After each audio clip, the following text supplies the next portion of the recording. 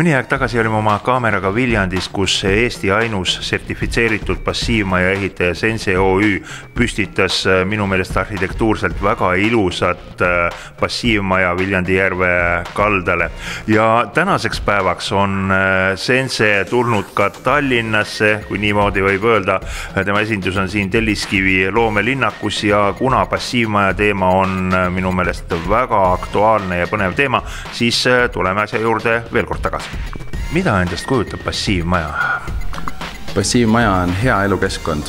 Tegelikult ongi asi nii lihtne. Seal juures on mõningad elemendid, aga tegelikult ongi asi nii lihtne. Tehnilisest aspektist kindlasti on passiivmaja üks väga hästi ehitatud maja, kus puuduvad külmasillad, kus siis on õhupidavus väga hea ja kindlasti on spetsiaalsed passiivmajale vastavad aknad. Päikse puhul on väga oluline see, et oleks siis, et suured aknad oleks siis suunatud lõunasuunda. Ja sealt siis langeb vabasoojus sisse meie tampsavi seina peale, mis siis omakorda talletab seda soojust ja siis ka öösel või külmemal ajal siis edastab seda. Suvel läheb siis liiga soojaks? Selle jaoks on meil päiksesirmid väljaspool.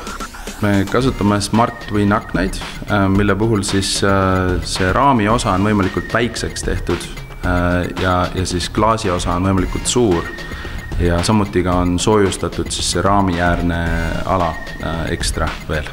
Mainisid tampsavi passiivmajas, ole ja selgita täpsemalt lahti, miks see hea on? Tampsavi on esiteks hea selleks, et ta talletab soojust ja siis eraldab seda kui vaja ja samuti selleks, et reguleerida majas niiskust.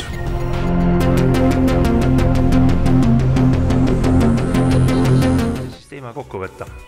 Ilmselt nii, et kui te olete huvitatud passiivmaja teemast, kui te olete huvitatud looduslikest viimistlusmaterjalidest ja kui te nendest ka veel ei tea, siis astuge siit Telliskivist läbi, see on põnev.